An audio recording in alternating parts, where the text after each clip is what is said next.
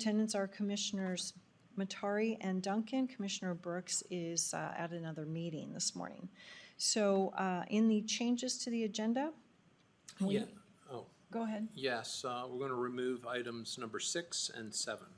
Right, postpone them till next week. And then we're going to add item 1. This is actually, I don't know if you consider an amended agenda or not. So it's just a discussion item for number 1, which is our Justice Center update from Turner, Townsend, Heery. But before that, public comment.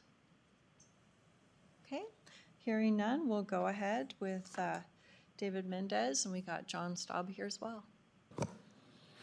Yeah, I've asked John to join us. We've got a list of betterments. We'd like to just go through kind of the list to weed out anything that you have an initial reaction to either look at harder or not look at at all. So I have a list that John can address the specifics of. We did meet with bailiffs and talk about one of the items. That was, we wanted to look at what was taken out as VE items prior to this last bid. There were a number of card readers and cameras that were removed. What we discovered is that only one of the cameras is something that they want to keep. The card readers, it's more of how the building is used. They don't need those card readers. So there were 5 cameras. Of the 5, we only want to keep 1, 7 card readers, and they want none of those. So it's just areas that they really don't want to provide that kind of access, set precedents for. Okay. So that being said, John, you want to go through these items? Yeah, I'll just preface this. John Staub with Boughton Construction for the record. Just preface this by saying this list is just a list of ideas from both Boughton, Turner, Townsend, and Lombard Conrad, just in response to your request to make sure we're looking at optimal durability and maintenance considerations and security and other performance considerations of the building. So this is no pricing at this time yet, just a list of ideas for discussion and just to keep you in the loop on what we're working on. So stop me as we go if you have any questions.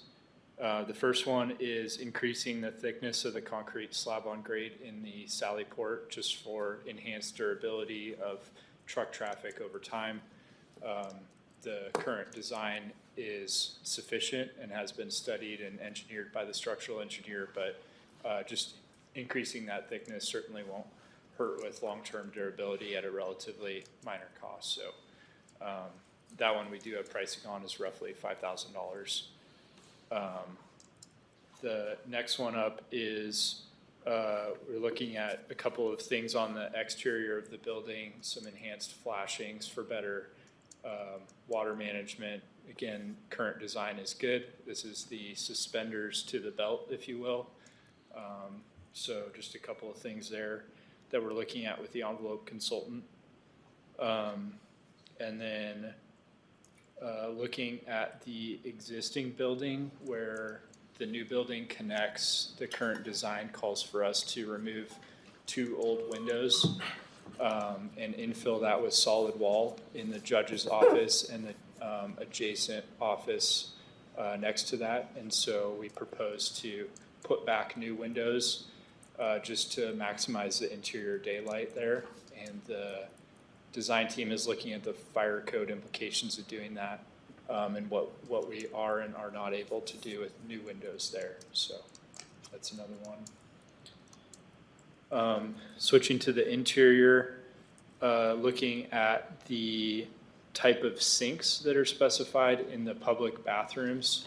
Currently, they're kind of a raised lip and a little more expensive, but putting an undermount sink makes cleaning and long-term maintenance much easier around those sinks. And so looking at switching that style of sink. The next one is, well, the next 2 really are looking at the materials that we're proposing to use for the countertops throughout the building. As part of the proactive value engineering that we did, we proposed to use plastic laminate countertops to the greatest extent we could.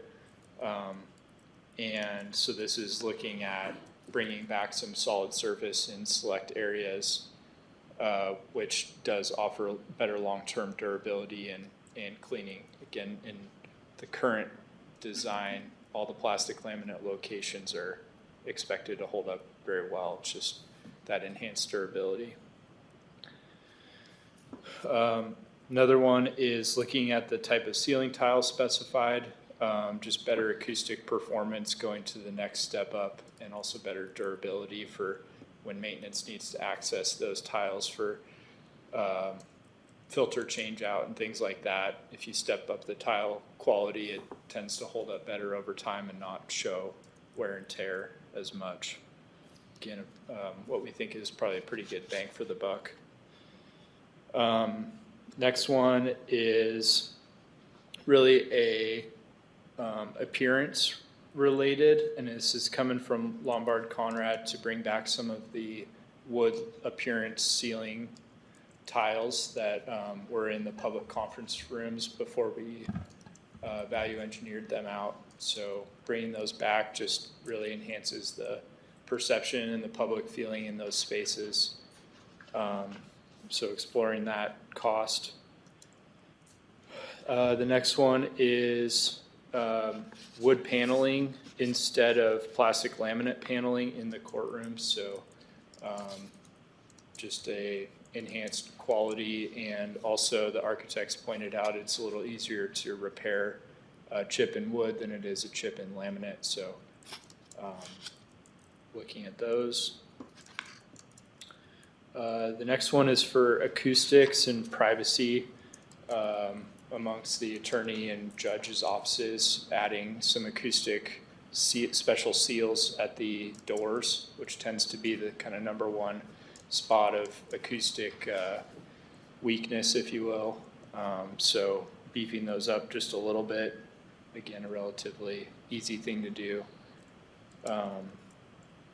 And then in the lobby, increasing the glazing from there's a security office, a couple of offices kind of in the main lobby that look out in the lobby and monitor the secure area, increasing those from non-ballistic glass to ballistic glass, just the level one. And then the last couple, David kind of mentioned, that one added camera in the Sally Port is all that the bailiffs think would be good, so adding that to the list.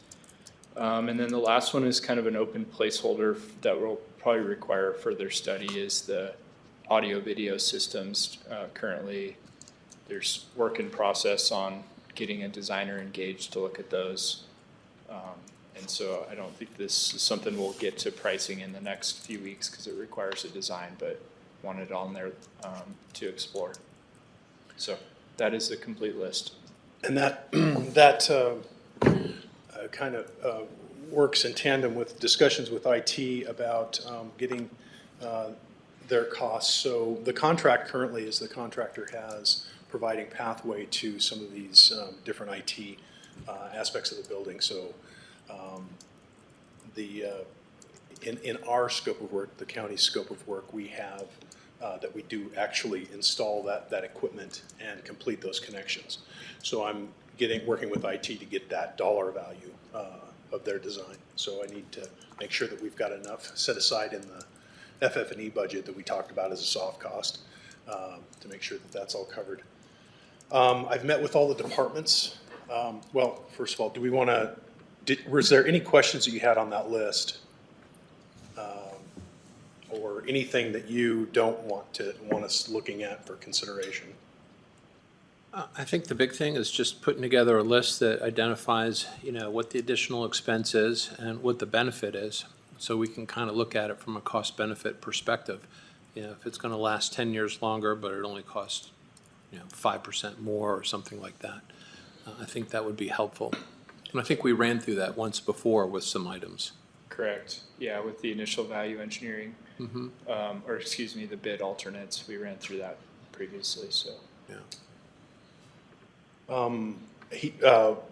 we do have a list of the items and the benefits. Now we need to work out the cost aspect of that, so you can compare what that benefit means in dollars. Yeah. So, The only other comment I might have with respect to the cameras is whether or not it's worth at least wiring for those other locations, because it's pretty inexpensive at that point. I went through the pathway plan.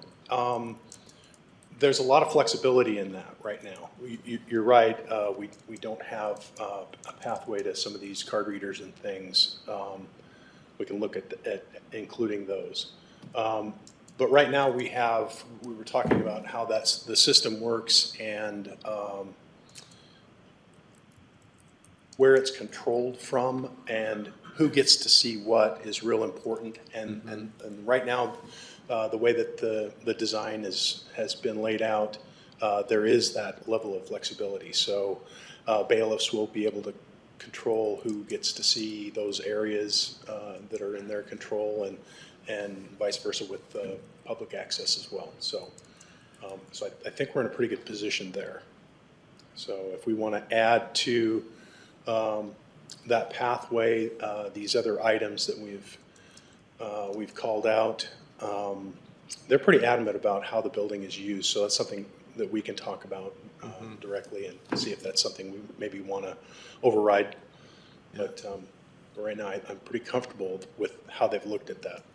That's fine. It's really just a matter of, as you know, there's on paper and then there's in practice. Sure. And usually when you're in practice, you go, oh, wow, we could have used that. So I've met with all the department heads, gone over what their existing facilities are to gain an understanding of what they need for furnishings. So I have that. The next step is to select, potentially have a furniture fair so people can look at what different companies would provide for furnishings, select them, and then go about the process of making out an order. We've got a timeline. I think we need to have that finalized by the end of June, make selections by the end of August, and orders by September. So we've kind of got a timeline and a process by which we can look at furniture.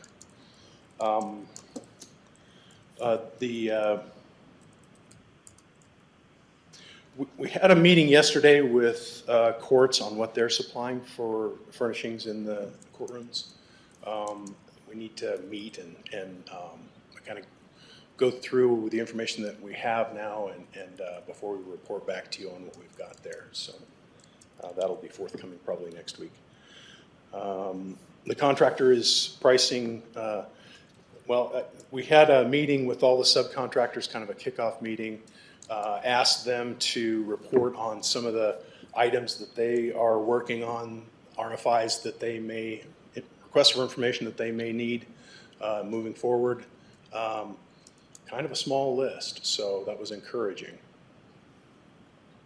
Anything that you got from that you want to?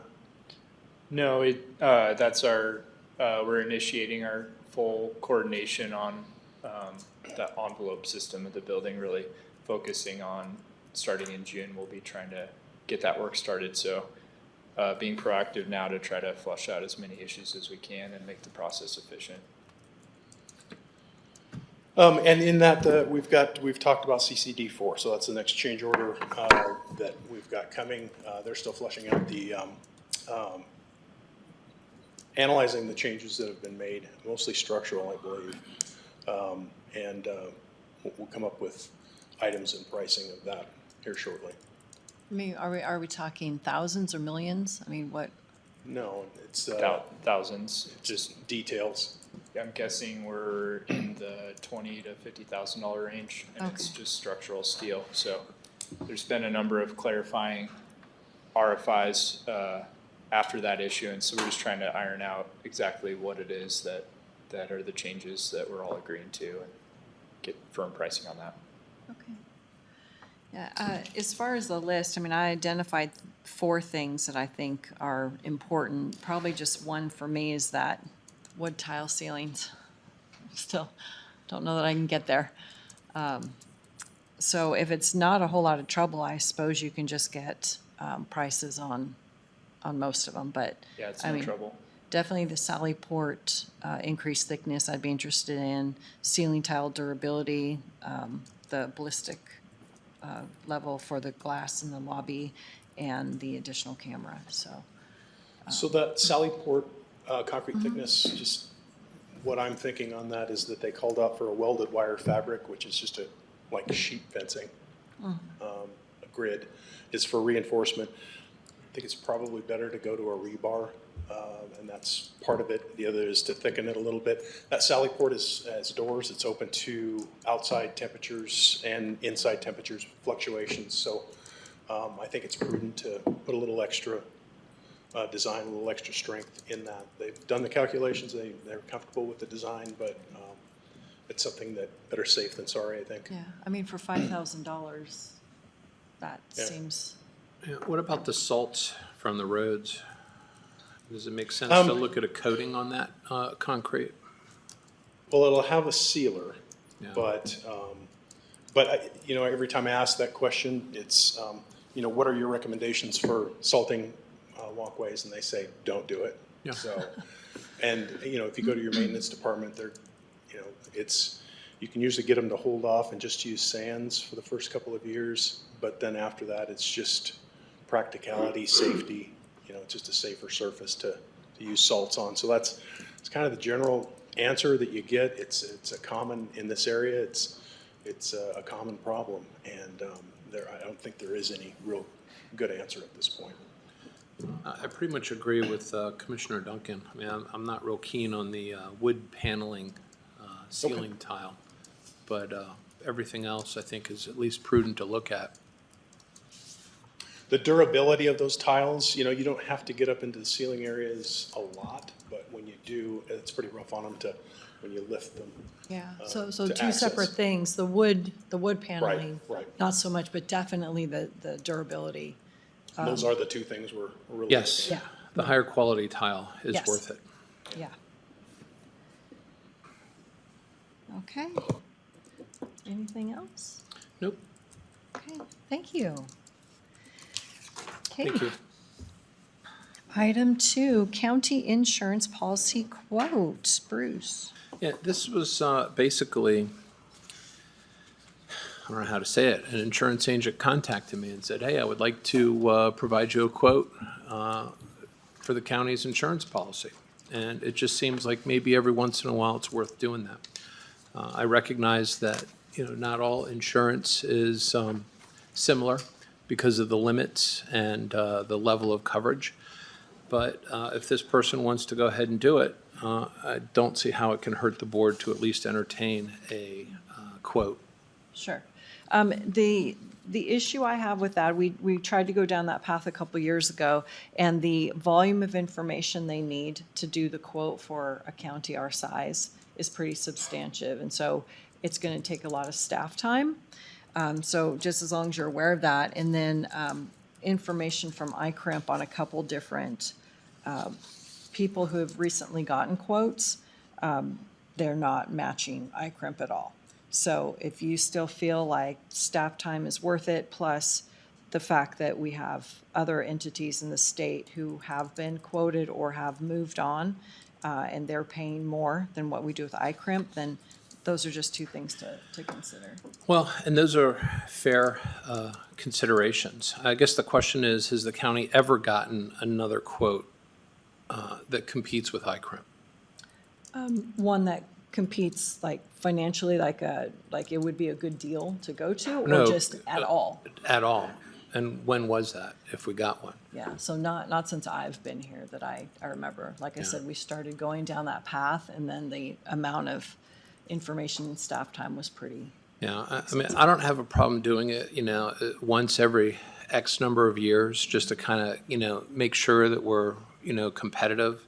Yes, I recognize the fact that there's a lot of staff time, and if it's something that became overwhelming, I probably would look at alternative ways to at least see if we're even in the ballpark. And if we're close enough in the ballpark, then it might be worth putting additional staff time. But I'm not interested in switching insurance carriers. I'm not interested in jumping around every year or getting a quote every year. It's really what happens if a quote comes in, similar level of coverage, but it's 10 or 15% cheaper. Well, that's probably worth really thinking about, and that's really where I'm coming from with it. Sure. Just my experience with iCrimp, we haven't had one in the state yet. And so if you still want to go down that path, we can do that. Yeah, well, I wouldn't mind at least exploring it without drawing too much resources, and if it looks like it's not even going to be remotely close, then just call it a day. Okay.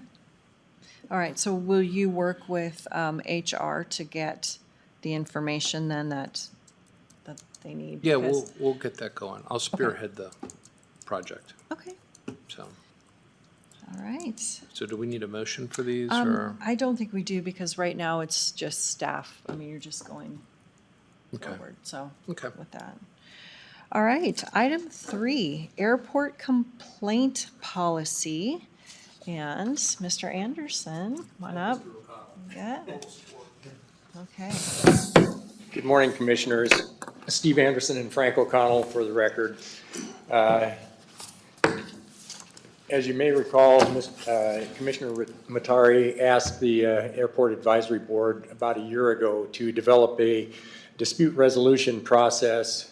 At the time, it seemed that we had a backlog of issues, and I know that I came in here a number of times and had my issues, but during the past year, we've seen a tremendous improvement in the communication back and forth between airport staff, the airport management, and the stakeholders out there. But nonetheless, we have started out with a subcommittee developing a policy that we think has successively more involved steps. Hopefully the issues can be resolved early on with just a meeting between the airport management and whoever has the dispute. And if it doesn't, it provides a pathway to go through a process that isn't maybe as formal as some of the processes that have been there in the past, or as many people coming up and complaining here. So I think you have before you our final proposed draft of the policy. And I need to mention that not only did the subcommittee, but the entire advisory board, and then also we invited public comment on this. And then finally, our chairman, Mr. Cleary, as an attorney, went through and wordsmithed a lot of things that we didn't have legalese in, but still recognizing that the county would want to go over this and make sure that there weren't any legal issues that we had overlooked and were imposing upon the county. So we're here to answer any questions you have, and hopefully we can pass this on to you and put this one to bed. Questions? Yes, a couple. It's a little different than what I was originally envisioning. The vision was really a process where someone could file a complaint, and it would be logged somehow, so we could see if we're even responding, because that was the issue. Is we had a lot of people who were complaining, but they were just falling on deaf ears. It was like tossing tennis balls into the woods. Nothing was coming back. They would just complain, and then there was no responsiveness from the airport. But this, I recognize, has some value. The one question that stood out to me was, what happens if the airport or the board don't agree with the recommendation? Because the board is comprised of 3 people, and only one of them is an airport director. So 2 people not related to the airport as far as the formal structure of the, management and of course the BOCC. What if they don't agree? Because you have a mechanism in case the complainant doesn't agree with the recommendation. That's a good point, and not one that I recall that we considered, but I think it would have to go to your level. it would end up, I think, in your bailiwick. But hopefully we have resolved the issue of at least recording the disputes, that there would be a trail of evidence that you could review at the time that it hopefully does never come across your desk, but when it does. And even if it hasn't reached your desk, when you have your meetings with Gaston, that he could tell you, well, we've set aside these things, we've worked through them, and there's no need for any further involvement. But your question about the 3-member group that would be involved with the, I don't know, disputee, whatever you call that. Complainant, that, I think, just me thinking here now, that the people that we would choose to be on that panel would have to be speaking for the Airport Advisory Board, and you'd have to have enough confidence in them that whatever solution that they came up with, you'd stand behind. I mean, I can't see second guessing the committee that we had been involved with choosing, so. Yeah, I guess if you go back a year and a half and imagine the board comprised of the airport director, an advisory board member, and a hangar leasee, right? How would that have played out if the airport director said, no, I don't agree with this at all? And then it goes to the board, and the board wouldn't agree with it. What is the mechanism? Because I'm all for having things like this, but it has to show really good faith on both sides of the decision. So that way, if it goes to the next level, litigation or something like that, we can show that we really had a good and equitable process that tried to resolve this before it got to that next level. Otherwise, if you discover this weakness in it, then it makes it harder in litigation. And we've had that with some folks at the airport. I understand. You certainly have. I know that my thought in working through this was that you'd have a factual basis for making the decisions. And sometimes you may not agree with the facts, but if the claimant is requesting something that the FAA doesn't allow, or that the county doesn't allow, or that the Airport Advisory Board itself is against, that there ought to be some mechanism that says, this is what you brought to us, we're bringing this factual basis to you, we're trying to find something in the middle that will work for us if we can, but if we can't, then it has to be shoved up to the next level. That's how I would view it. Yeah, but this doesn't say, if let's say the board comes up with a recommendation, right? And the airport director is the dissenting vote, okay? And the complainant agrees with the recommendation, but the airport director and the BOCC don't agree with the recommendation. How does that get addressed in here? That's why I think it doesn't get addressed, and so I think we need to go back on that particular point. I would say one way that it could be resolved is that three-person committee would have to be unanimous in their decision. And if that, Frank's got some other thoughts on this, so. I would recommend that it's all contingent on the BOCC's approval. Yes. That's what I would do, is I would add that language in there and just say, every recommendation that is agreeable to the complainant is contingent on the BOCC approving it. That would make it easy. That would make it easier. I can see what Bruce is saying, because the committee would be a little bit like a court. And any court that makes any decision, there's always a dissenter, it seems. And that, could conceivably happen here. So ultimately, resolution would have to be kicked up to this level. Well, if the dissenter is the airport director, which is part of management. And it would have been a year and a half ago. Yeah. But you see, and I'm trying to look at it from all those different. That's a very valid point, and we'll go back and have our on-staff advisory board attorney put that language in there. Yeah. So Yeah, we'll we'll supplement doctor that up and get it back to you, and hopefully it's something that we can work with. And it's perfect.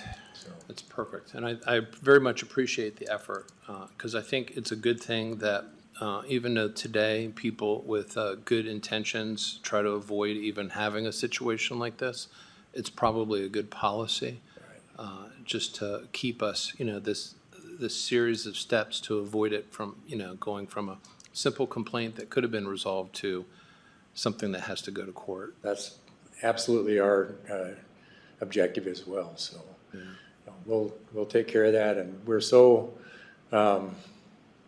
pleased with the management that's out there now and the conversations that are going back and forth and the communications. It's hard to say enough in favor of what's been going on. So hopefully we don't have a lot of these, but we'll take care of the suggestions that you've made. Okay, well, thank you very much. You're welcome. Thank you and Nordstrom for putting all that together, and appreciate that. You're welcome.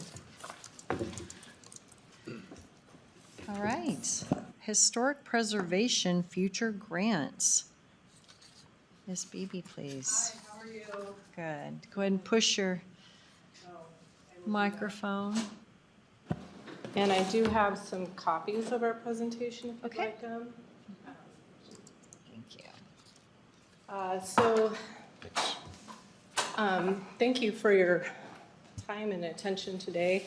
You don't hear from us very often, maybe once a year, so we thought this would be our best time to come in and reacquaint everyone with our commission, our goals, and our projects. Thank you, Sarah, for your help with the PowerPoint today. So we're here because we just wanted to come in and communicate our agreement with our current situation and some of the decisions we've been made, and just explain why we agree with a number of those decisions, but maybe propose just a slight change in the process. So just to refamiliarize ourselves with how we function, so offshore drilling, we'll start there, of all the unusual places. They pay lease money to the National Park Service to conduct oil drilling operations offshore. The National Park Service passes through that money to states for the purpose of historic preservation. Idaho receives $1.2 million per year from the National Park Service. They're required to offer 10% at least of that money in grant funding to certified local governments. The top projects funded by that money are National Register of Historic Places applications. Those cost about $10,000 a piece. Historic preservation plans, those run $45,000 to $50,000 a piece. And training and education for historians and professionals like ourselves on the HPC. Kootenai County is the oldest CLG in the state. We've been around since 1985 and have a history of 40 years of applying for grants and being in compliance with those grants. And by CLG, Certified Local Government. Certified local government. So we are certified because of our membership of professionals to receive money, basically what that means. There are other historic organizations in the state, but they are not certified to receive grant money because of their membership. So we currently are. Grant applications from 1985 to 2021 in Kootenai County have been less than about $10,000, and they all go to basically benefit our local citizens and their private properties. So some of our more recent ones are placing the Ponderay City Historic Archaeological Site on the registry. That's in Farragut State Park. Creating the Garden District in Coeur d'Alene. After we did that, we actually offloaded that project to the city because they created their own CLG program. So we're no longer the priority there. They have their own grant funding system. And of course, out in Cougar Gulch, we are currently organizing a historic district application for the Cougar Gulch area. Our grant funding requires minimal administration usually. This has been, I think, your experience, Commissioner Duncan, as well as Commissioner Brooks. It's been my experience that really we write a grant on the commission. We route that grant to our grant administrator. They route that to SHPO, that's the State Historic Preservation Office. They make payments, route agreements back to the commissioners, and then we communicate with them at the close of the grant. So I want to really emphasize that. The closing of the grant at the end, we transmit our in-kind hours, matching funding, consultant fees, and information. So really, it's been the experience up until 2021 that we do not use county staff time. except for the transmission of this information. So this year, we'd like to take that same path with our 2024 grant application. So our 2024 grant application, just to highlight again, does not require any staff time. You can see I've cut and pasted out of the grant application the people who will be involved in actually performing the match and the work. So you'll see it's our volunteer commissioners on our Historic Preservation Commission, our consultant contractor that we would pay, and then the Museum of North Idaho, which is a nonprofit that we would be submitting the grant funds to create our product.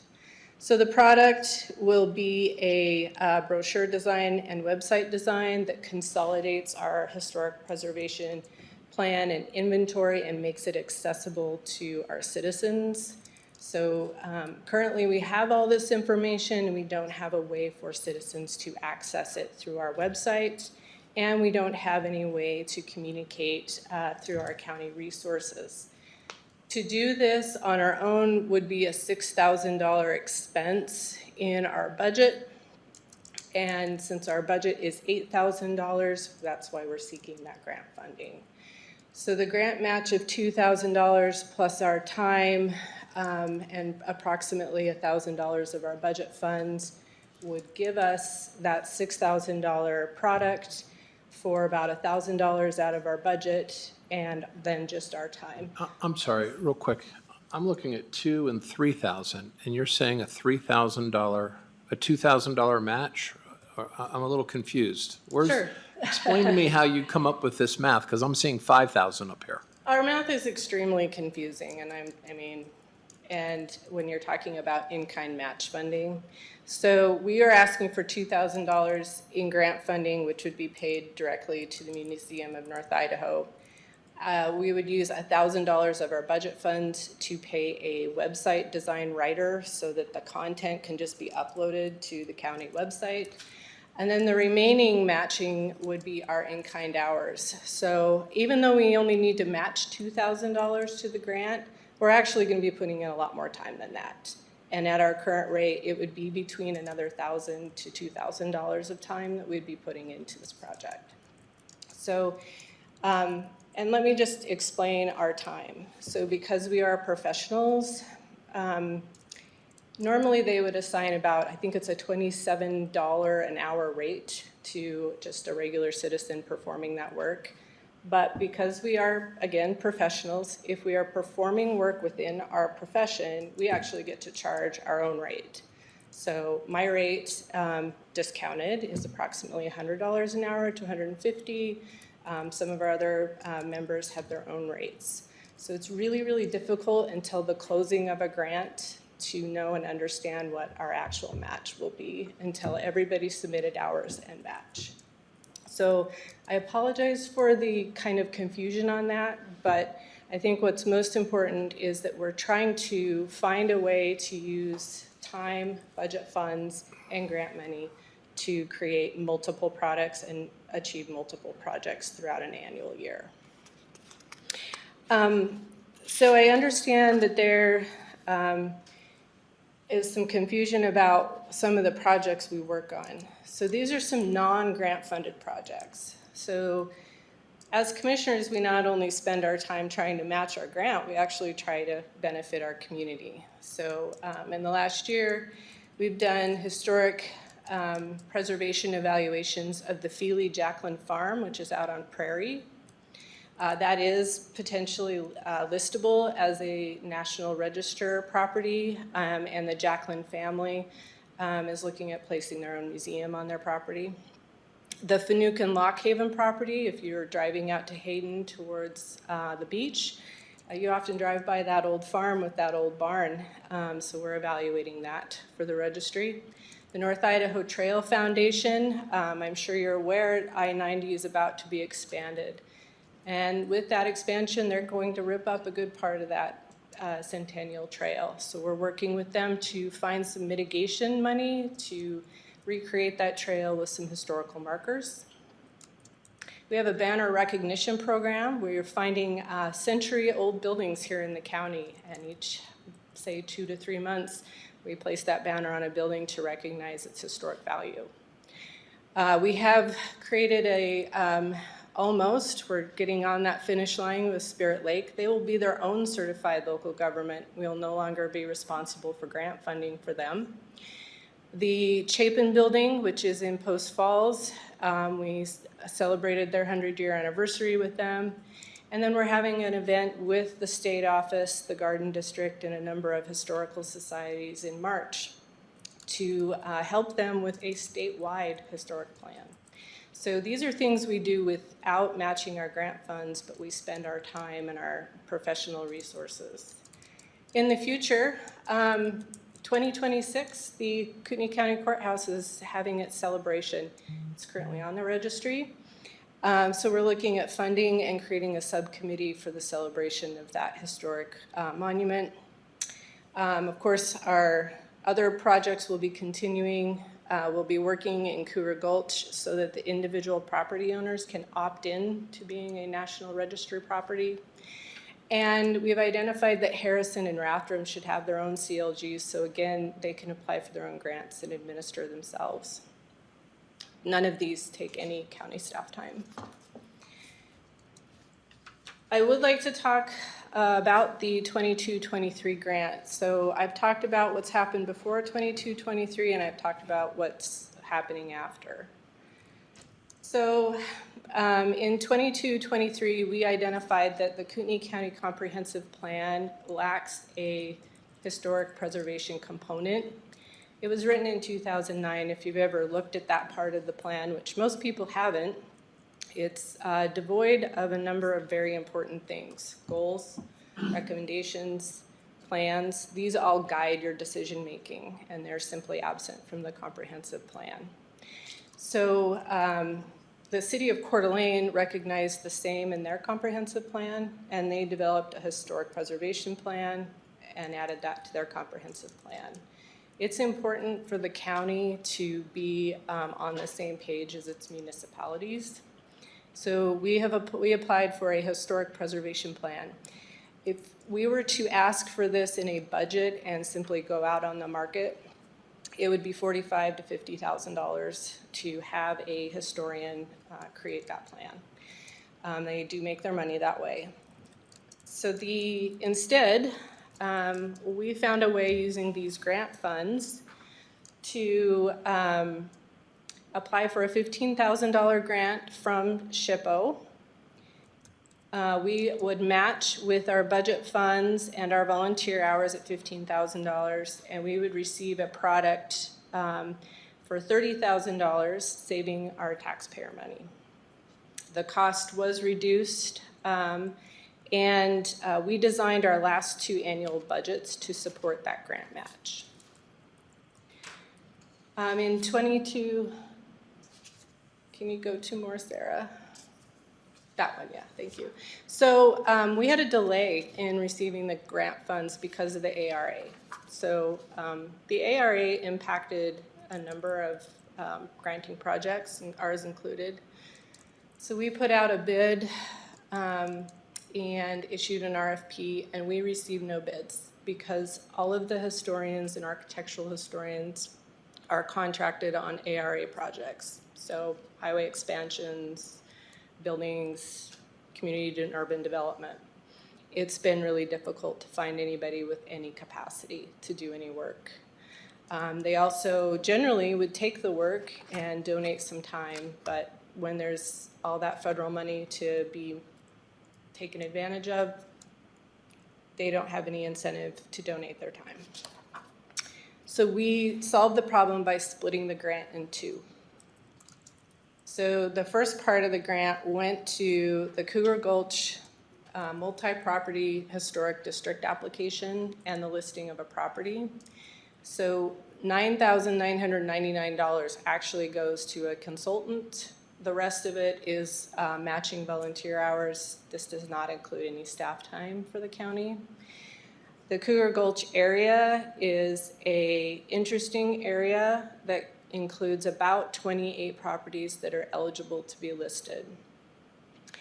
This kind of application allows us to develop the district and allow individual property owners to determine whether they'd like to participate on the registry. The second part of the plan is the historic preservation plan. We used $5,000 of the funds and $500 of our budget to pay consultants to develop 2 parts of the plan. And then the rest was going to be matched by county staff and then our Preservation Commission volunteer hours. Overall, we'll be getting, with estimates, 2 products that are worth $73,000 to $90,000, but we will be expending $15,000 in grant funds, $500 in budget money, and the rest of it is just our time. The Cougar Gulch Multi-Property District application, those funds will be paid out to Sharon Boswell, our consultant. We have an additional $1,500 set aside for that in case there's any kind of increase on cost. The volunteer hours matching that, I believe I have 76 hours individually into that program with Sharon. And again, we have not used any county staff time for that. The Historic Preservation Plan, our contractors, Northwest Vernacular, they are creating the historic context and the goals and recommendations. Those are very labor-intensive portions of the plan. So we will be paying them for those. The volunteer hours go to the summary of issues, information about our organization, maps and references, county ordinances, a SWOT analysis, and the outreach to stakeholders. We've accounted for our time on the outreach to stakeholders, and I think we're all actually very energized by that. So our commissioners attended meetings in Harrison, Athol, Hutter, you name it, we went there. Post Falls, and finally reached out to all of those communities and their historical societies. Now, the staff time was devoted to creating an inventory of historic assets, our current National Register listings, and eligible properties. That was fairly labor intensive because it's like combing through all of this information for the last 50 years to find out what's been done and what's been left behind. The community survey, which will be closing at the end of this month, that's both online and we have a paper version. And then finding financial resources for historic preservation. That's not a labor-intensive operation. We are pretty much aware of what those resources are. When we did this grant application, we did include county staff as part of the match. So you'll see that this is the first time in 40 years that we've used county staff. So we did assign county staff in the agreement, but we also accounted for that in our budget. So we had some options of how we could use funding from our budget as well as the county staff time. We are currently on budget and on time with our contractors and on budget and on time as far as our volunteer hours as well. Now regarding the county staff, I know that all the work was completed on time. I don't have any information beyond that. But we are on time to finish the plan on or about May 30th for submission to the state office. At that time, we'll be negotiating with them the contents of the plan and receiving their feedback on the historic preservation plan. Now, even though we're doing all this, this ends up actually on your desk, and the county will begin the regular adoption process. So going forward, we actually don't need any staff time. We've been very, very aware that we are privileged to be allotted staff time. We understand we are not getting staff time in the future, and we're fine with that. We've never had staff time in the past. We enjoyed it while we had it. We do not need it going forward. What we do need is our new commissioner, Lauren. Lauren is an exceptional find for us, not to mention her capabilities and her ability to participate in matching by participating in the historic preservation plan. So having her on board as soon as possible would be just a real asset to us. We would like to submit the grant application to SHPO. Now, it was due on the 31st, and I called them and let them know of the commissioner's decision to not submit it for this year. They were distressed, and we've always had a incredibly good working relationship with them that's very reciprocal. So they have offered us an additional 2 weeks if you would like to reconsider that grant application. Are we going to get the grant? 50-50. I don't know. We often apply for grants and we do not receive them. We compete with 40 other CLGs in the state for grant money every year. It's hit or miss for us. So if we do not receive the grant, we would just put the money into the budget as has been suggested and go forward with the project by making a budget request. So again, we agree with the decision, but we would really appreciate the opportunity to submit the grant to see if we can get that extra $2,000 to match the effort that we're going to be putting into the project anyway.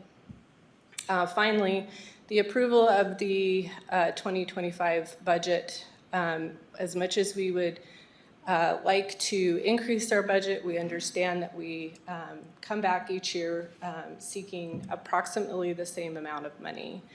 And with the courthouse centennial, having that extra $2,000 as matching grant funds so that we can do both of our projects, the centennial, as well as the website and brochure development would be really beneficial for, I think, all the citizens of the county.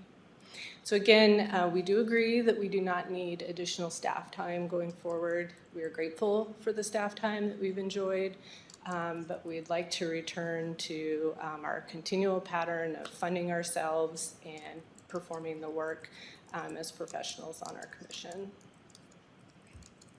Questions? Well, first of all, thank you for coming in here, Well, thank you. because I kind of feel like this is a lot of new information. And so I would like to see meetings like this at least once a year, Absolutely. just to know what your group is doing, and keep us apprised so we can understand. I think the big issue is the fact that there were some folks that got involved with some projects that the board just had not authorized, the funds to go towards those projects. And that's where it really became a little bit of an issue. The other component to this is the CLGs, right? Yeah. They are responsible for making sure that the reporting is correct and that all of those components of the grant are correct. And so there's a certain threshold of dollar amount where it's actually cheaper for the county to give you the money than it is for us to allocate the staff time. Because it's still the same amount of effort, whether it's a $2,000 grant or it's a $20,000 grant, generally. And I think that's really what led to where we are today. I would agree with that. Again, I absolutely agree with you Yeah. on that. That's why, I think that doing a historic preservation plan is a deviation from our general work. And I was on the City of Coeur d'Alene's Preservation Commission when they did theirs. Same issue. It's a deviation to use staff time, and it really does raise some concerns about the function of the commission and the volunteer hours. They had the same reaction. So, and I would agree with you. I apologize, I haven't been in for a year. But we'd be happy to. In fact, I plan to be back in June with our plan to start doing maybe a little bit better education, so that as that plan is submitted to you, you do have that information more upfront for your consideration. Yeah. And then on the historic preservation plan, since we did initiate some funding for beginning the survey process for a new comp plan, have you had any interaction with community development on how to incorporate something like that? So I looked at that, and I do have a line item budget for community services. And one of the things that is difficult at this stage is because we don't have the plan content. It's a little bit, I think, too early to roll that out to people. So I think in May, when we have that draft form, that's the conversation to have with them. As far as the survey, you know, our big challenge has been just getting our public to engage in it. We plan to shop the plan around to all the stakeholders, but, you know, we were hoping for a lot better response from the community. And we have a pending request with the Coeur d'Alene Press to run an advertisement so that maybe we get that feedback. But both with the Land Use Department, the Planning Commission, those are going to be our biggest stakeholders going forward, I think, in the plan development. And I'd like to be able to walk in and say, here's a draft, go forth. Let's have that conversation. Well, could I maybe suggest reaching out to community development a little sooner rather than later? Because they Okay. might be able to help. And another option too is, you know, the BOCC can, I mean, I think a county commissioner would maybe help too, to set up some meetings around the county where you could try to get more feedback. Oh, we would appreciate that. You know, so, you know, I would certainly be open to looking into that for you. We would be So, grateful. Yeah, so that's where I think having a little more engagement would probably help what you're trying to accomplish and keep us a little more informed. That would be absolutely fantastic. Yeah. So, We would really like to have the citizens' support for this plan, where the feedback we're getting is, you know, people live here for a reason, and they'd like to maintain some of the history and connection to that. well, coming from a place that has a lot of history, I can appreciate the idea of trying to preserve some of that, so. Great, thank you. And I just want to say thank you to Walter and Russ from our commission who've joined me here today, and I know that Lori and John are watching us from their warmer climates. But as far as the grant, this $2,000 grant, if the BOCC were to approve $2,000 to put in your budget, would you still need this grant? I would say I would have to make a budget increase request to do both the courthouse centennial and this project. So two separate things, because Right. we didn't approve the grant. Right. And so your 25 budget's your 25 budget, we can talk about that when it gets here. But just talking about this grant that we did not approve. So that's kind of what was relayed to the commissioners is, for this $2,000, the county's gonna be expending way more time, energy, and finances than $2,000. So if the HPC just wants the cash, that's something that you can make a request for, and then we wouldn't have all the reporting requirements for this particular grant. So that's kind of what I'm asking. Is there another downside that we don't know about for just giving you the money and forgetting about this particular grant? I think not a financial one, but maybe a reputational one. You know, when I informed the state office we weren't applying this year, they called me. They need their CLGs to apply. They want to maintain relationships. I do not think we will get this grant. That's my personal opinion, and I will tell you why, because we applied for the same project last year and we did not get a grant. So this is a very similar project, very similar funding. It's not a priority project for the state, but by allowing us to submit the application, we're maintaining our relationship with them and showing that we are active and we are still a good partner that complies and applies for their grant funding. Is this a recurring $2,000 grant, or is this a $2,000 one year, $20,000 another year, $40,000 the year after that? Oh my gosh, if we ever applied for 40,000, I think we'd get another phone call from the state. No? You know, it's $120,000. It's available statewide, so they're usually very small grants. We apply for, I don't think we've ever applied for more than 15. 15's the biggest grant that we've ever gotten. And when we do apply, it's to place a property usually on the register. So we're benefiting a private property with that money by placing it on the register. This, again, is a little bit different and not as big a priority for the state, this kind of project. No. It's a good way to maintain our relationship. And there are a lot of these CLGs that never apply and that are inactive And if they did decide to apply, they would not have that relationship or the trust with the state that they know how to manage a grant and comply with it, which we do. Does the state recognize how it becomes more expensive to manage the grant than it is for the money itself? Yes.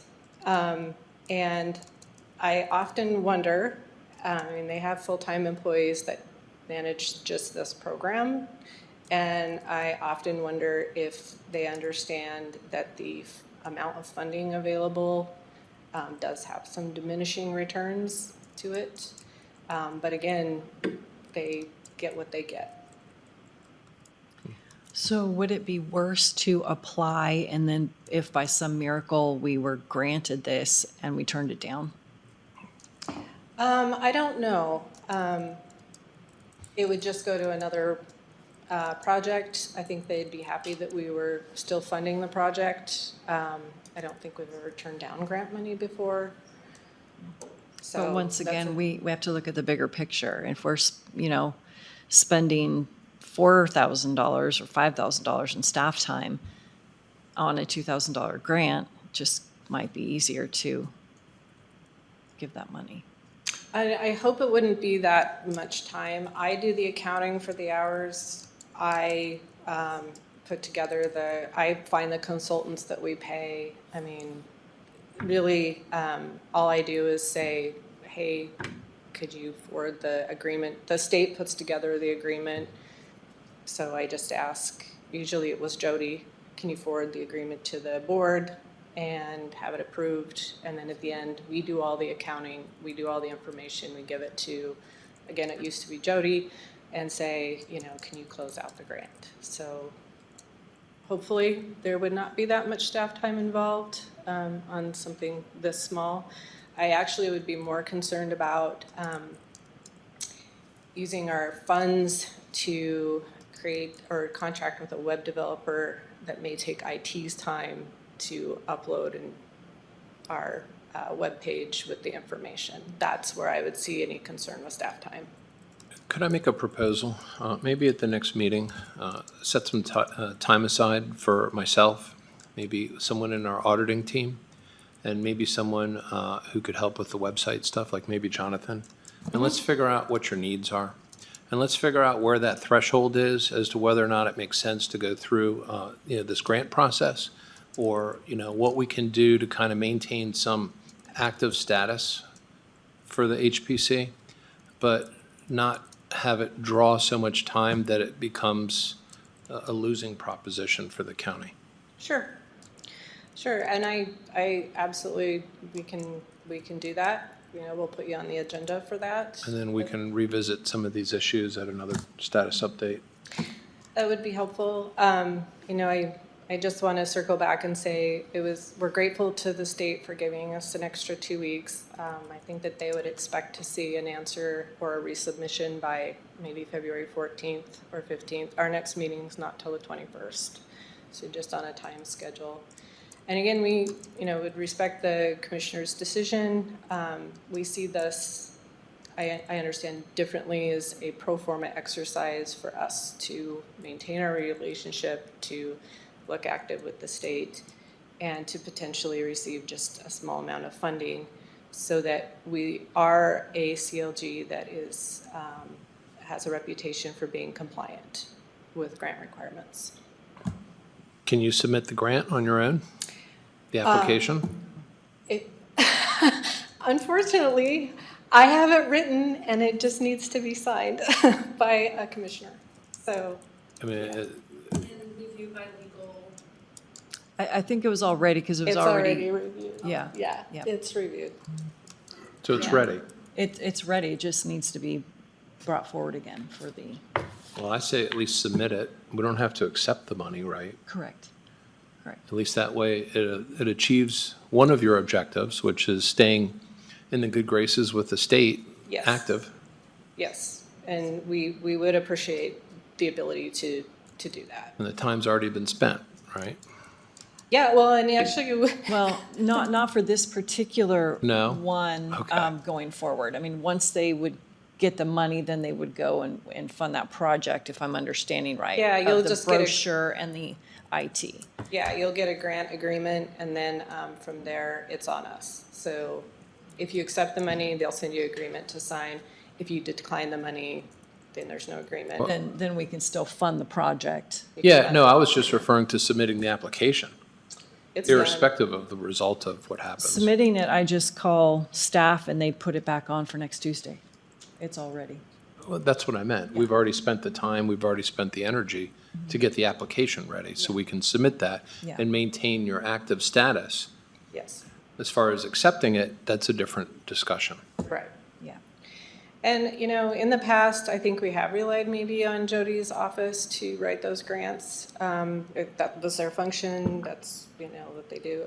We're happy to write grants. We're very familiar. We'd be happy to do everything on the front end and submit it to legal for review and go from there. Okay. All right, Well, so thank you I'll wait very to hear much. from you. Okay, wonderful. And I don't want to put any pressure on you, but I would appreciate it if you put it on your agenda and consider it for your next business meeting. It sounded like that was the case. Yeah, And so yeah, the we'll go next- ahead and do that. Yeah, it'll be the Great. 13th. Perfect. Well, thank you so much. I appreciate it. All right, thanks. All right. Item 5, coroner presentation. With our coroner, Dr. Duke Johnson.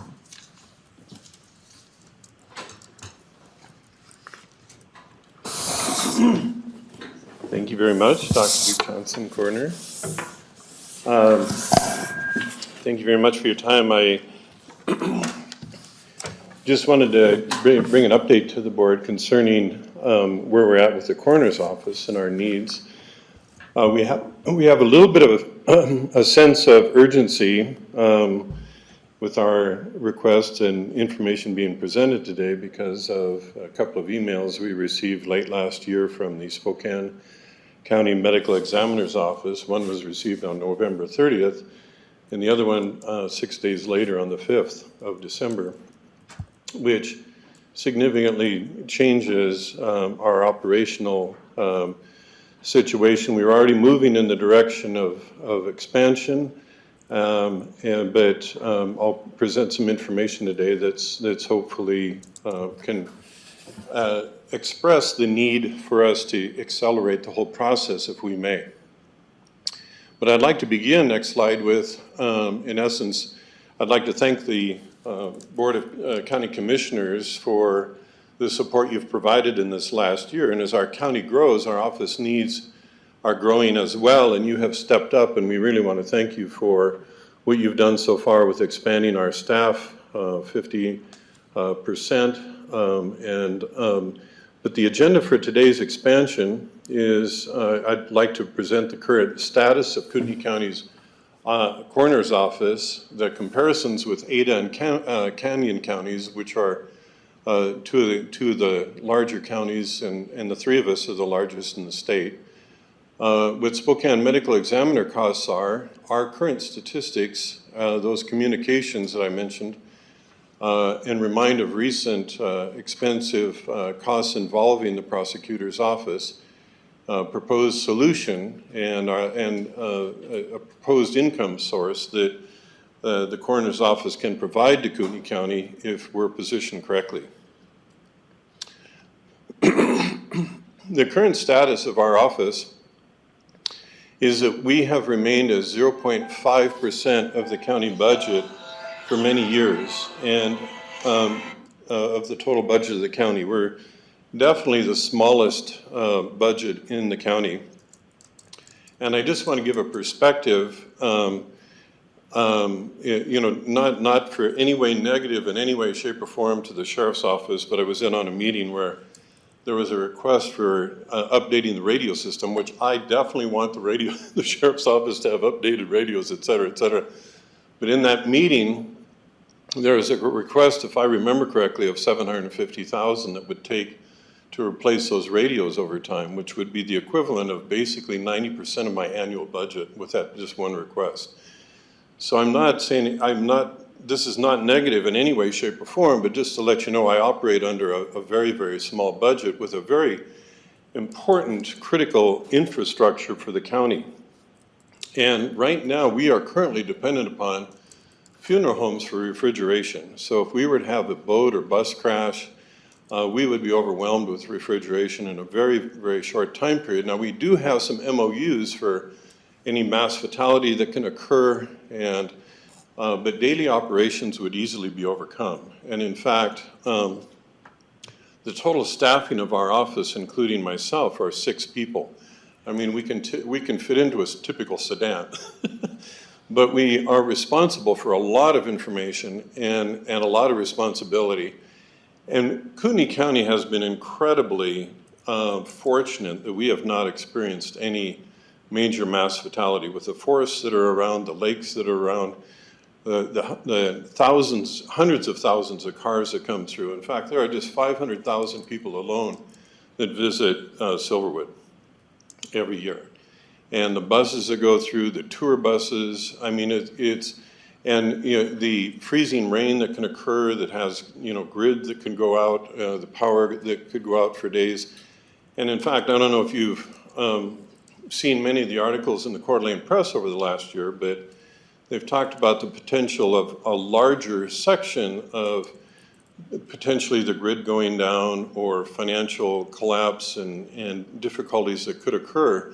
And in fact, I'm co-author of a letter to the editor of a group of people who are wanting to be ahead of the game rather than behind the game. We want to put together a neighborly community effort to have people be in preparation. In fact, many people are familiar with the whole idea that, you know, from Southern California, if there's an earthquake, have several days of food available, or if there's a freezing ice storm like there was about 10, 15 years ago here, where a lot of the power went out and people were stranded in their homes. And the whole idea of expanding the concept of just not only preparing for yourself, but helping with your neighbors in your neighborhood, and let's be ahead of the game should something happen. Because if there was a grid failure, or if there was something at a larger scale like that, or an economic collapse, the federal government can't come into every state and handle everybody all at once. We have to be proactive as a county to protect ourselves. It's a non-political organization, but it's all related to that fact of let's be ahead of the game. And Kootenai County depends on Spokane medical officers for autopsies, but what they've informed us of is that they're saturated and they want us to cut back. And I'll give you the idea of what pressure that applies to everybody, including the prosecutor's office. I've spoken with Stan Mortensen on this, and I think that you would find that if you speak with him, he would agree that we need to have our own medical examiner facility here in the county, and we have to have some additional support for having such a facility here. But in summation, Spokane County Medical Examiner has asked us to limit our cases for 2024. They've capped it at 20% less than what we currently do. And Kootenai County, I'm sorry, the last line on that before, if we could go back to that slide. We're urgently in need of expanding our capabilities. Okay, next slide.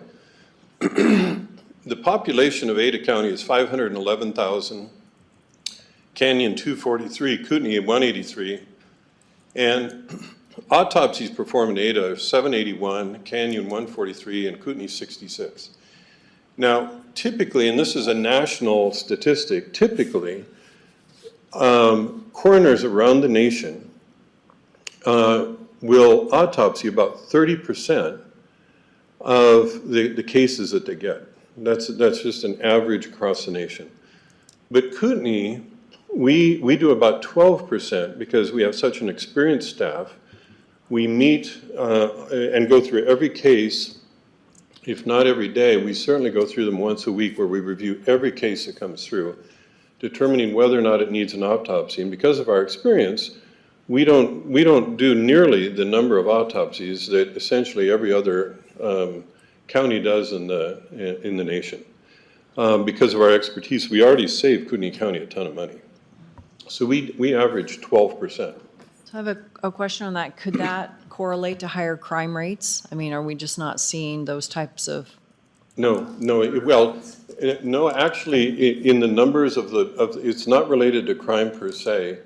It's related to, I mean, that is a factor, of course, but, you know, if there are drug overdoses, if there's car accidents, if there's trauma that occurs, et cetera, where, you know, or if, in a crime scenario, yes, I mean, certainly the prosecutor's office is gonna wanna know that there's no other cause of that person dying, so that does relate, but certainly not every county in the nation has the crime of New York City or Los Angeles or Chicago. I mean, and this is, every coroner's office across the nation averages 30%.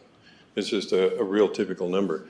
So what we're doing is we've reduced it dramatically by what few percent we already autopsy. Now the cost in Spokane for a basic autopsy is $1,800, a complete autopsy $2,200 annually. I'm sorry, I had a surgery yesterday, so my throat is still a little bit irritated from being intubated yesterday. I apologize. Darn hernia repair. So anyway, the transportation costs to Spokane annually are $31,000 to get those autopsies done. No, that's not complete. It's included in there. And then our estimated costs of autopsies are about $145,000 annually. Just to give you some rough idea, when you take the 2,000 on the average of 66 is 120, and then the other associated costs with X-ray lab, et cetera. Next slide. Now, our number of cases, our calls, our overdose and drug deaths and autopsies, in 2020, we had 1,700 cases that come to our office. 2021, 2,000, 22, back to about 1,800, and 23, 1,800. And our calls, we didn't have statistics available in 20. There was a little bit of an exception in 21 with the pandemic, et cetera. But in 22, we had 345 cases and 544. So in other words, the total cases are the deaths in the county, but we're not responsible for all of those. We're only unattended deaths, and so we get 544 of those last year. And the overdose drug deaths were 33 in 20. 19 of those are opiates. Fentanyl is an opiate, and so fentanyl took over in 21 significantly. And in 22, there were 24 of the 39 with 3 pending, could be 27. And in 23, I'm still reviewing the statistics, but basically so far of what we have for 2023, we had 34 overdose or drug-related deaths, and all of the fentanyl deaths were unintentional. They were accidents. So in other words, fentanyl has definitely made its presence in Kootenai County, as it has everywhere in the nation. It's a big issue, and it's getting worse. And so our autopsies, if you can see, are increasing in number correspondingly. Next slide. So here's the letter that we got, emails that we got recently from the Spokane Medical Examiner's Office from Dr. Singh, who's the Chief Medical Examiner there on November 30th. It said, Spokane County Medical Examiner's Office received a deficiency in our name inspection. Now, there are 2 major organizations in the nation that provide accreditation. NAME is the National Association of Medical Examiners, and we just recently received accreditation from the International Association of Coroners and Medical Examiners, which is a very prestigious award in this industry because there are over 2,000 coroner offices, and there's only about 45 that have received accreditation, and I think we're 46. So we've already done everything we can do to place ourselves as an elite group, and we could most likely qualify for NAME quite easily because they have almost the exact same standards. And so we could just fill the paperwork so that we're accredited with both organizations. But the point being is that during our accreditation process, Spokane Medical Examiner's Office was their name accredited, and they were dinged basically because they are performing more autopsies per medical examiner than name wants for their accreditation process. And so what they said in there is that we received a deficiency in our name accreditation inspection this year for performing too many autopsies. As you know, each deficiency or name accreditation at risk, so we must take steps to decrease the number of autopsies performed. We will continue to monitor autopsy numbers, and if they remain too high, we will need to start capping the numbers of cases we accept from those counties with the higher autopsy numbers. Well, we're one of those higher counties with higher numbers. So then 6 days later, I got an email from Jonathan Waldrop, who's a medical operations manager, and he said, quote, starting in 2024, there will be an 80% cap on referral county autopsies. For 2024, Kootenai County will be held to a maximum of 53 autopsies. And they are requesting we reduce our percent of autopsies, which nationally is about 30% of cases. We already are at low compared to national standards, and I think that's why we receive accreditation. One of the reasons is that the international accrediting group realizes that we have a very high standard that we maintain, obviously, and that's proven. But Spokane wants us to drop from 12% of our cases down to 9%. So the average coroner's office in the nation is at 30%. They want us to be at 9%. This is definitely compromises our ability to be effective, and and so in those cases where it would definitely be important for the prosecutor's office to have an autopsy for the case, we won't be able to necessarily get it. And even with our reductions. And I know that if you speak with Stan Mortensen, his office is concerned about this limitation. In fact, because of a case earlier this year, they were even saying to us, are you guys ever considering doing autopsies in Kootenai County? Because it seems to be time. Well, with these two emails, Spokane is even pushing us further down that pathway. And so I don't know if I need to remind you of a recent case that involved Kootenai County Prosecutor's Office that resulted in significant cost to Kootenai County because the prosecutor's office had to bring in expert medical examiners from other counties, other parts of the country in order to fully prosecute that case. And that's where the idea first started coming up, because those particular types of cases have occurred before, and we've contacted Missoula, and they said, no, we can't take your cases. I mean, we are in a very tight situation. I mean, and so there's definitely a sense of urgency.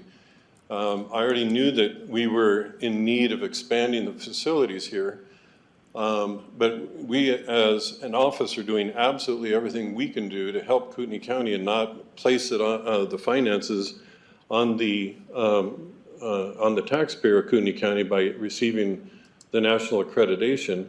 But there's a point where we're going to be seeking grants. There aren't many grants for this opportunity. So what we would like to do is keep all of the autopsy money regionally in the state of Idaho, if we had our own autopsy center, and receiving autopsy money from surrounding counties that is currently going to Spokane. In fact, I've already spoken with several of the coroners from North Idaho in other counties who have agreed, if you guys have a medical examiner facility here in Kootenai County, of course we would send our cases to there, which would be a source of revenue income for Kootenai County as well that would help pay for the center. And we could receive even additional money beyond that with having a potential lab and x-ray income, because there's charges for the x-ray and the labs that are done as well. So in other words, we're seeking this grant that could potentially bring in significant amounts of money to Kootenai County, but then an ongoing source of income afterward. Next slide. Oh, okay, sorry. You're too fast for me. And so here's the potential expansion, which we would like to do with the Pierce Clegg building. And rumor has it that we may well be able to have this whole building, which we are very appreciative of. But the location in the top right, the light blue, is our current space right now in that building. And I'd like to convert that to a refrigeration room that can hold 80 to 100 people. And right next to it be the autopsy and lab. I just recently came back from Boise for the winter conference, and we had an opportunity to tour the facility and the new building that's going in, the autopsy building that's going in at Ada. And I think it's brilliant. I don't know if you've been around what we call highly odoriferous bodies or decomps, or if they are contaminated, it is wise to have a completely separate autopsy facility for those, so you don't have to completely clean the whole facility, or that everybody doesn't have to be exposed to that in the whole building. And then the fourth pod for storage, and then the rest being office space. And normally with grants, it's much easier to get a grant when you're modifying an existing building rather than trying to build a new one. And what I'd also like to do is be able to create a drive-through garage next to the building, so that we have a number of high-profile people who live in this county, especially in the summer, and paparazzi can be paid $1 million for the right photograph. And they're incredibly aggressive. I've spent time in Southern California, and they'll do anything they can do to get that picture of a lifetime. And so we need to be protected from those people with a garage that you can protect from drones and et cetera. And a drive-through garage that we can just haul in privacy. We have a trailer. We could make it large enough to have refrigeration trucks come in, so that basically we are in control of the privacy, and we can keep anyone out. If there's national attention to the high-profile case, it's amazingly overwhelming, and everyone in the world wants to know, and the county would be overwhelmed if we weren't able to do that. So that's why I'd like to have that all be part of that. Now, in order to go that direction, I would need some finances, and I can appear to a different meeting in order to make this proposal, whatever meeting you need to, but to get some architectural plans so we can come up with the amount of money needed to do this at our facility. We already know of a company that does the build-outs, and the equipment is pretty straightforward, but I would obviously, to apply for a grant, I would need correct architectural estimates so that we would know exactly what would be necessary to do so. Next slide. So one typical grant opportunity this is a typical grant. They are very rare for this industry.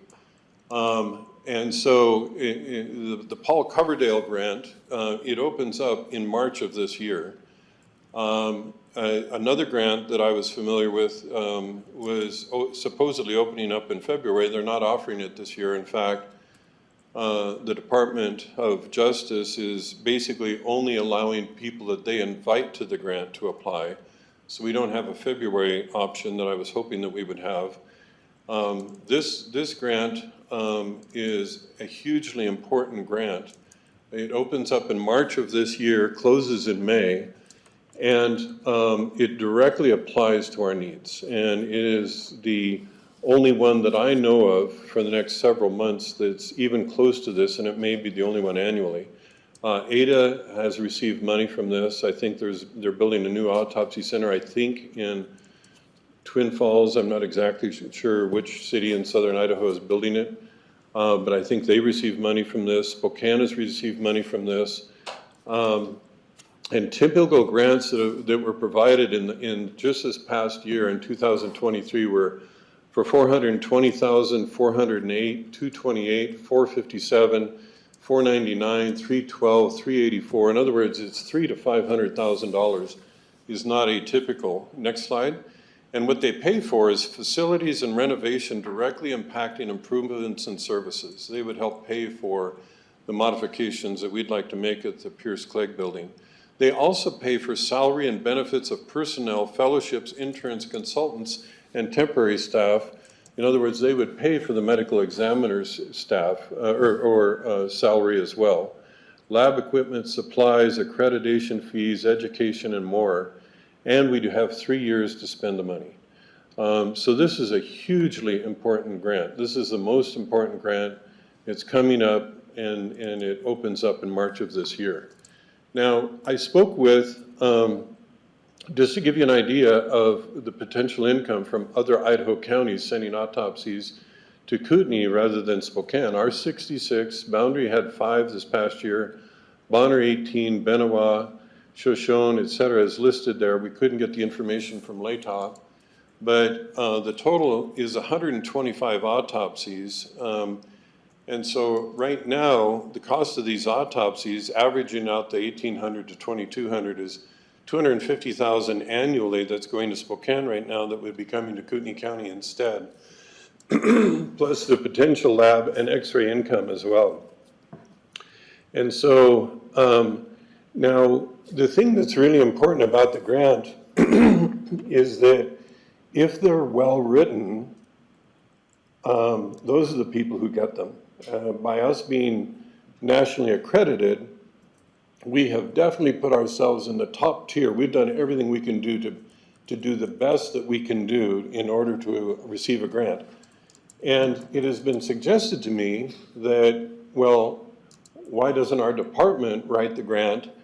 But in reality, I don't know if you've been involved much in grant writing. I was at the university level, but grant writing is an art for sure. And I've read some of the grants that of the people who received this grant money, and they're beautiful. I mean, they're gifted people. And in my office, everyone is trained either as a police or fire, or worked as a nurse, or myself. And I've got some writing skills, but I don't have the gift of grant writing. I don't have the literary skills. I could write a reasonable one, I could write a good one, but I don't think I definitely can't write a great one.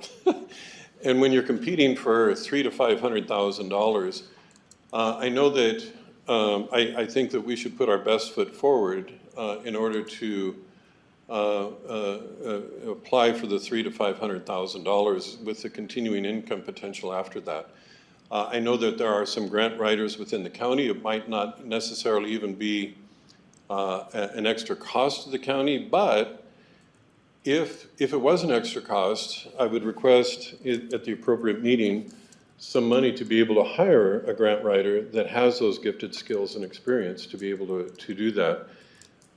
Because one thought is, well, we could cut into your autopsy money in order to pay for it. Well, no, if we're capped at 54, our option is going to have to be, we're going to have to bring in medical examiners to Kootenai, find a location for them to be able to perform an autopsy, and we're going to have to find a facility for them, or we're going to have to get some tables or whatever and just patch something together, and that's going to be very expensive. Our individual autopsies are going to go up from 2,000 to more like multiple thousands, 10,000, because we're not going to be able to fly somebody in here to do our own autopsies without great expense. And so I'm sorry that I'm being serious, but I mean, obviously Spokane really has put the pressure on us. And I feel a sense of urgency with only one real solid grant coming up in the very near future. So hopefully that I've explained our situation well. I'm sorry if I'm being very serious, but I feel that sense because Kootenai County has been incredibly blessed to not have anything huge happen here. And if we were talking right now after some mass fatality had occurred or some horrible event, I think it would be really easy for everyone to understand. I'm trying to head that off. I'm trying to be ahead of the game so that we can try to protect as many lives as we can here as much as possible and strengthen the prosecutor's office as well. Do you have any questions for me? Yes. Okay. It's your classic business case Okay? where you have a third party providing a service, and now you're suggesting that we should bring this in-house. We should expand our infrastructure and our overhead. Right. My first question would be, have you asked Spokane if there's any expansion plans over there? They do have, in essence, they have an expansion plan of if they can bring in a fourth medical examiner, some of their pressure is taken off, but that position has been open for a long time. I know on the interior, I know the situation. I want to be very careful with how I say this, but I'm not sure that they're going to be able to get that fourth position for the foreseeable future. There are very few graduates that come out, and a lot of the places that actually the new residents come out to these locations are locations that have gotten the grants from Coverdale. In other words, the facilities are great. There's a big demand for medical examiners, and so they want to go to the best facilities. So I'm not foreseeing that they're going to be able to make any changes, and that's why they took that step. In fact, prior to this year, they even cut back on the number of counties they were receiving cases from. So they've already done that step previous to this year. Now they're taking the step of, we're cutting back on what the people who send us can send. Okay, so they have the capacity, but they don't have the staffing. They have the physical capacity without the staffing. Correct. Okay, and so if we were to open up our own facility, would we have a better facility than them?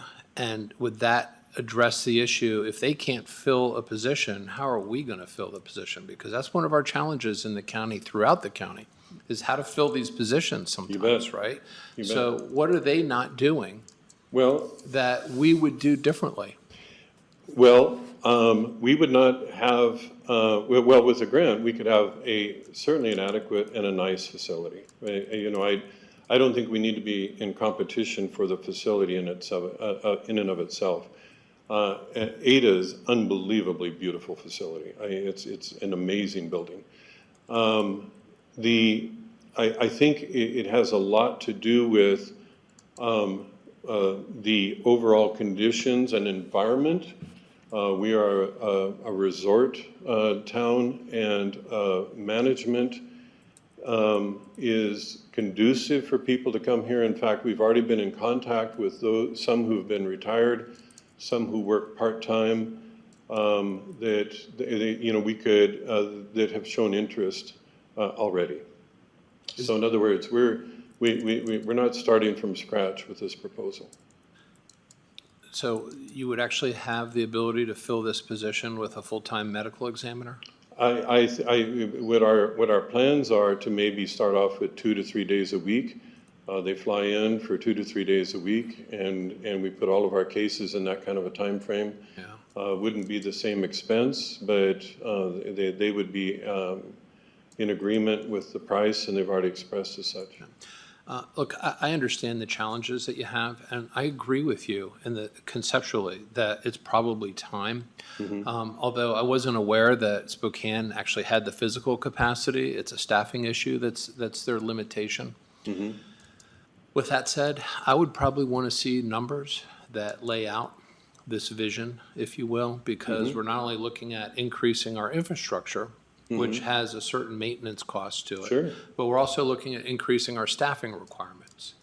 And so being able to see that in the form of numbers is a good exercise. One, because it forces one to think about all those tiny little expenses that in presentations like this don't always get addressed. And two, it helps to think of the actual mechanics of implementing it. Because if we have this new facility and we can't staff it, then we're going to have the same issue that Spokane.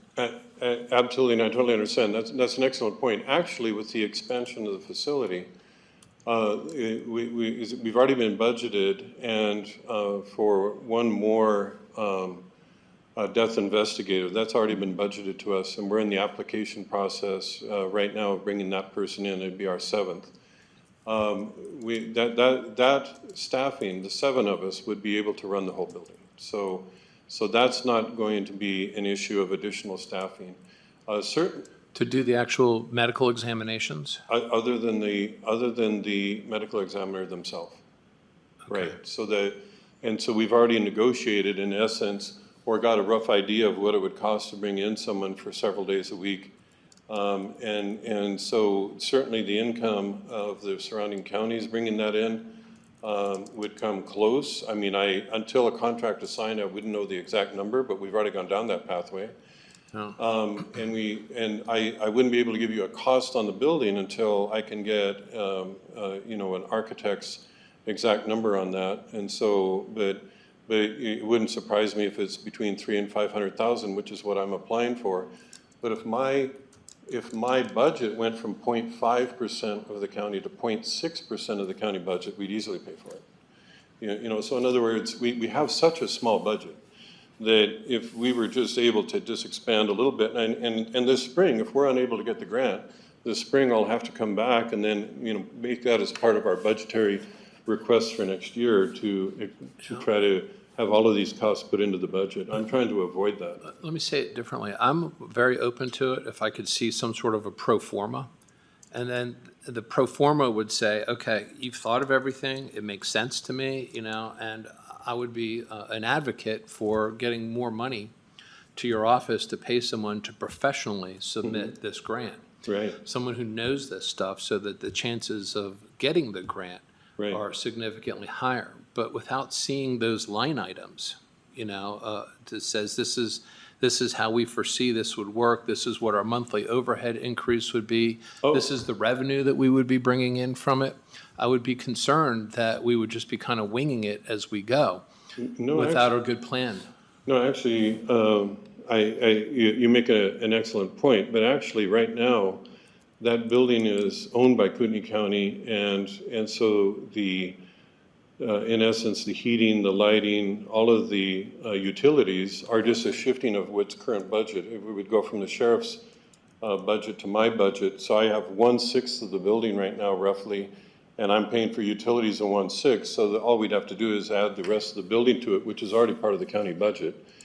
And then, and then from then on, it really, the supplies that are necessary are very, very small in these kind of scenarios. I understand. Yeah, and so really the big cost is the medical examiner. That is, and if I'm able to bring in a $225,000 income, I'm already a money producer for the county. Mm-hmm. So I mean, in other words, that's a huge amount of income shifted to us, I think, that would be very substantial. So really what we're talking about, when you're talking about a pro forma, you're only talking about a few $1,000s with maybe some extra pencils and, you know what I mean? In other words, we're not talking numbers as far as the support is concerned. Yeah, I guess I'm just trying to figure out how you're going to solve the problem that Spokane County can't.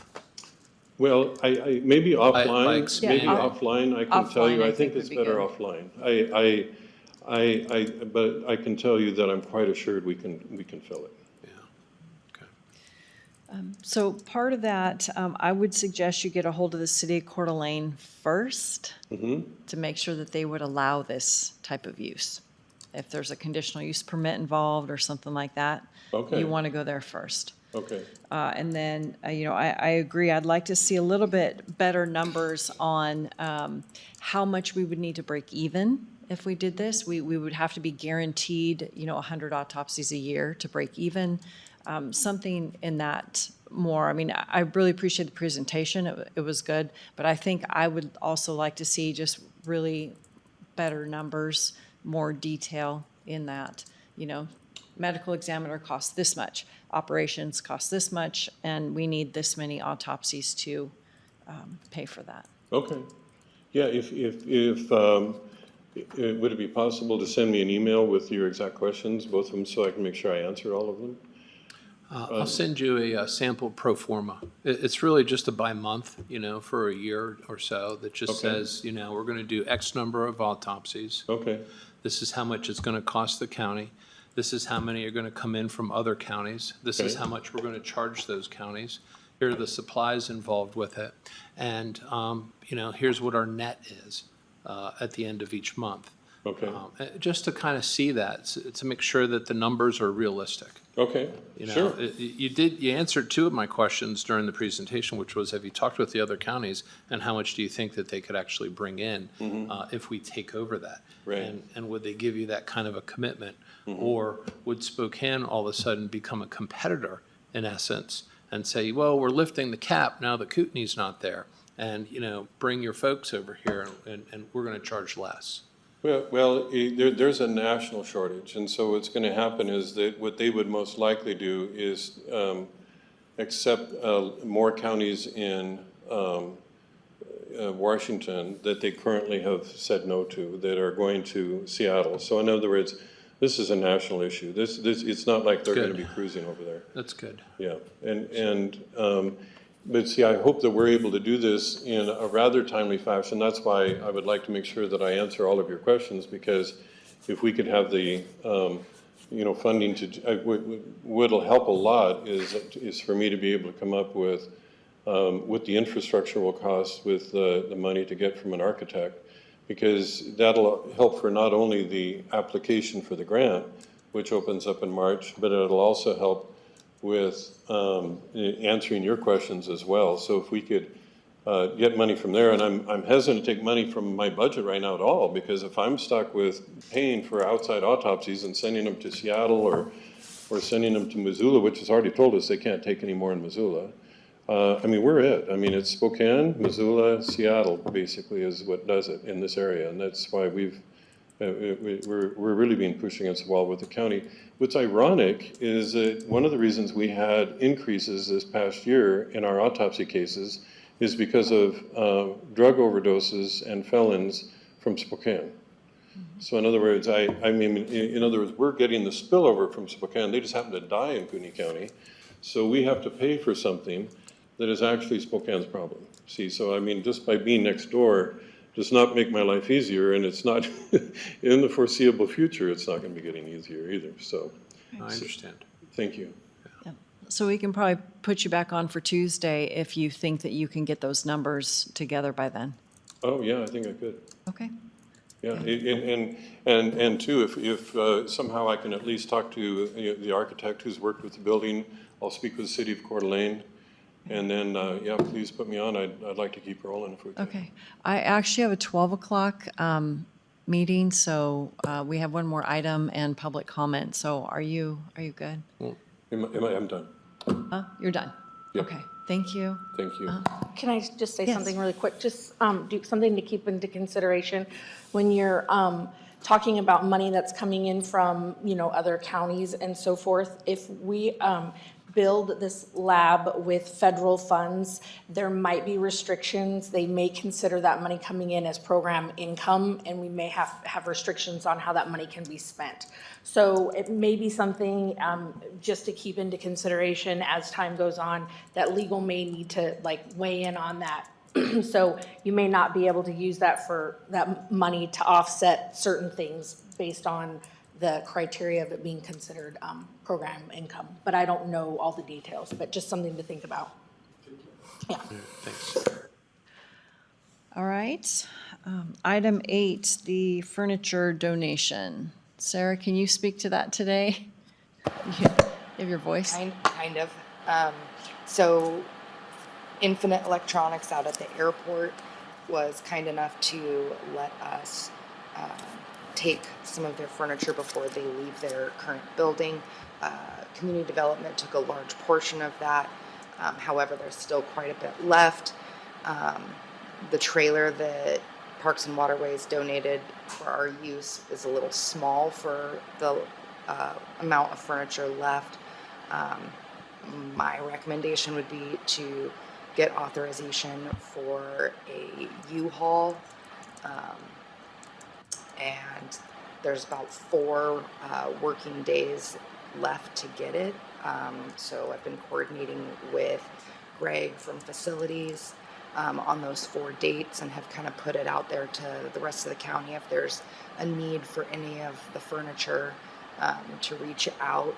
We are having a problem finding a place to store it. I've reached out to Gaston a couple of times. I talked to him yesterday. There isn't a place. They've looked everywhere. Okay, the next place was OEM has some space that they'd be willing to let us use. However, Gaston is using it with items from the airport that they would need to get cleared out. Kim Stevenson apparently said that those items were not of any value, so it might be an option if he could move those items out. The other spot would be either the sheriff's new building or the sheriff's current building. Greg has talked to Tom, who has said that there isn't any space. However,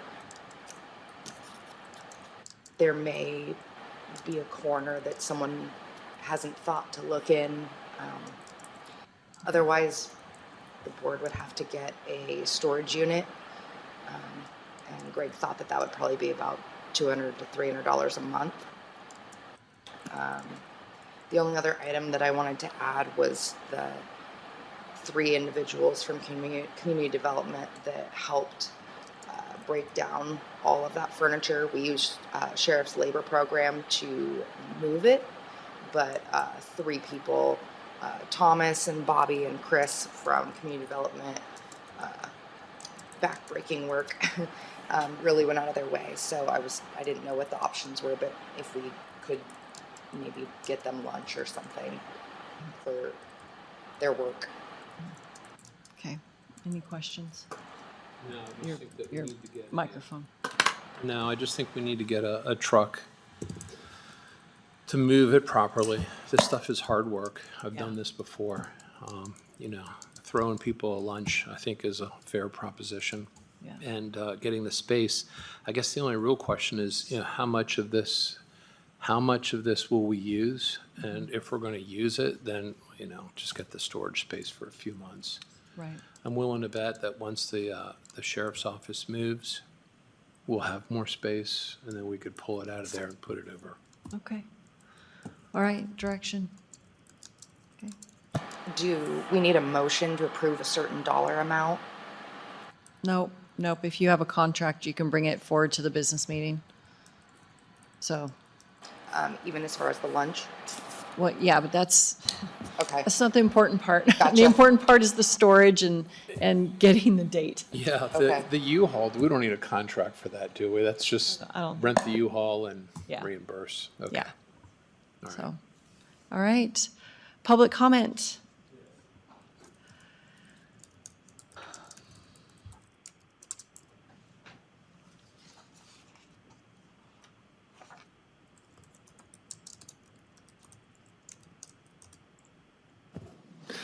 For the record, my name is Ron Hartman.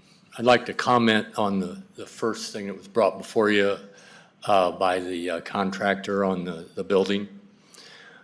I guess to start with, to back up what I'm about to say is to give you a little idea on experience. I've worked with suppliers for over 4 decades. I led the team at Ford Motor Company to source the new transfer cases and 4x4 and all-wheel drive systems globally at Ford Motor Company. I've presented where you bring them in and we call it a supplier lineup. You give them the product specifications, the horsepower, the torque, what the thing's supposed to weigh, what the durability requirements are, all your test procedures, your program milestones and where they have to be at every step of the way, and when they have to provide the test results, when they have to provide prototypes for your track and durability, and what their timing commitments are.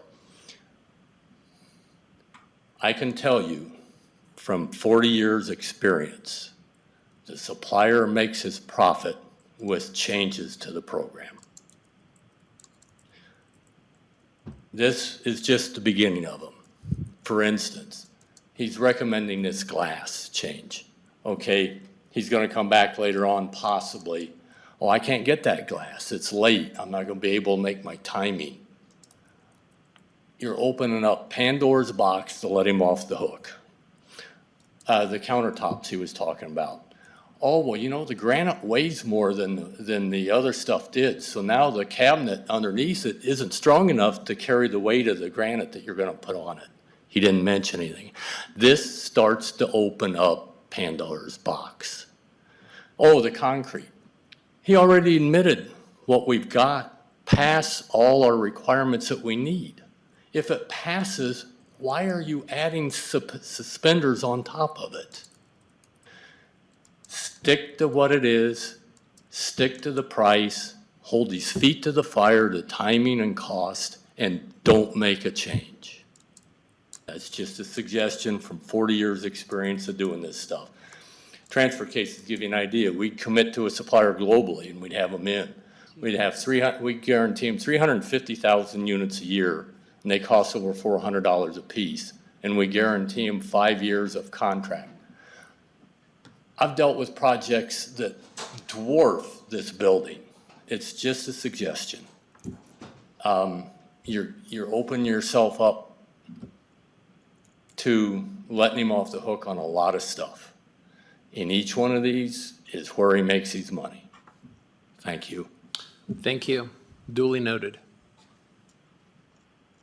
I know you know. Any other public comment? No? Okay. 11:55, meeting is adjourned.